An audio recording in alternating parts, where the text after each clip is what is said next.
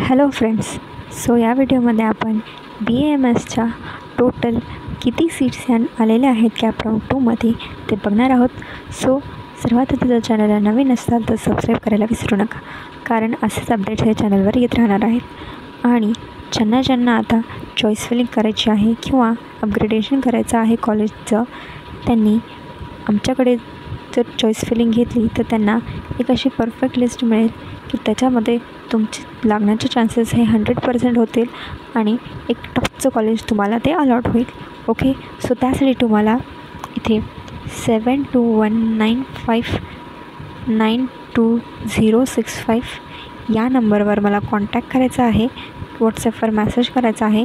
मी तुम्हाला एक प्रॉपर तुमच्या याच्यानुसार लिस्ट ही बनवून देणार आहेत. आणि एक महत्त्वाचं लक्षात ठेवा की कट ऑफनुसार लिस्ट बनत नसते. जर तुम्हाला तुमचे काउन्सिलर असं सांगत असतात की कट ऑफनुसार लिस्ट बनवायची आहे, तर हे सरासर चुकीची गोष्ट आहे. ओके, सो आता बघा, तुम्हाला दिसत आहे इथे राऊंड 2ची आपल्याला सीट मॅट्रिक्स आलेली आहे. सो सर्वात पहिले आपण बघणार आहोत गव्हर्मेंट आणि गव्हर्मेंट ॲडेडचे किती सीट बाकी आहे कॅटेगरी वाईज. ओके, सो त्याचे तुम्हाला दिसत आहे हे खाली कॅटेगरी आहे आणि तिथे हे आहे. आपण फक्त जनरल आणि वुमनमध्ये बघणार आहोत. सो सर्वात आधी SCच्या जनरलमध्ये 50 सीट, वुमनमध्ये 25. STच्या जनरलमध्ये 38 सीट, वुमनमध्ये 16. VJच्या जनरलमध्ये 8 सीट, वुमनमध्ये 4. N1च्या जनरलमध्ये 8 सीट, वुमनमध्ये 4. N2ची जनरलमध्ये 23 तर वुमनमध्ये 7. N3चं जनरलमध्ये 14 तर वुमनमध्ये 6 सीट आहे. OBCच्या जनरलमध्ये 98 तर वुमनमध्ये 35 सीट आहेत अवेलेबल. त्यानंतर SCBCच्या जनरलमध्ये 44 तर वुमनमध्ये 18 सीट आहेत. EWSच्या जनरलमध्ये 52 तर वुमनमध्ये 16 सीट अवेलेबल आहे. ओपनच्या जनरलमध्ये 143 तर वुमनमध्ये 63 सीट्स अवेलेबल आहेत. सो अशा टोटल सीट्स बघितल्या तर 743 सीट ह्या गव्हर्मेंटच्या कॉलेजेसमध्ये BAMSच्या अवेलेबल आहेत.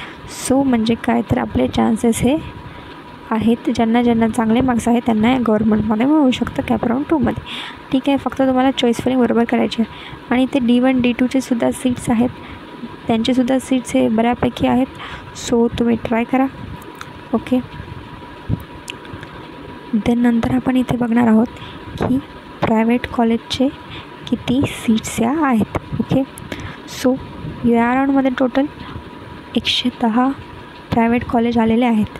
तुम्ही इथे बघू शकता, मागच्या वेळेस फक्त 97च आलेले होते. ओके, म्हणजे सीट हे वाढलेले आहेत कारण कॉलेज वाढलेले आहेत. ओके, सो आता कॅटेगरी वाईज बघूया की सर्वात आधी SCच्या जनरलमध्ये 177, वुमनमध्ये 87 सीट. STच्या जनरलमध्ये 112, वुमनमध्ये 41 सीट. VJच्या जनरलमध्ये 36 तर वुमनमध्ये 19 सीट. N1च्या जनरलमध्ये 29 तर वुमनमध्ये 16 सीट. N2च्या जनरलमध्ये 51 तर वुमनमध्ये 17 सीट. N3च्या जनरलमध्ये 25 तर वुमनमध्ये 7 सीट. OBCच्या जनरलमध्ये 265 तर वुमनमध्ये 111 सीट आहे. SCBCच्या जनरलमध्ये 218 तर वुमनमध्ये 84 सीट आहे. आणि ओपनचं बघितलं तर जनरलमध्ये 1494 तर वुमनमध्ये 644 सीट्स आहेत. सो अशा टोटल सीट आहेत 3433. म्हणजे काय, तर आपल्या सीट्स या वाढलेल्या आहेत कारण कॉलेज वाढलेले आहेत. ओके, सो आपल्याला काय करायचं आहे आता, फक्त आणि फक्त चॉईस फिलिंगवर फोकस करायचा आहे, कारण बेसिकली तेच इम्पॉर्टंट असतं कोणत्याही काउन्सिलिंगमध्ये. चॉईस फिलिंगच इम्पॉर्टंट असते. ते ठरवत असते की आपल्याला 5 वर्ष कोणत्या कॉलेजमध्ये राहायचं आहे. सो ते तुमच्या हातात आहे.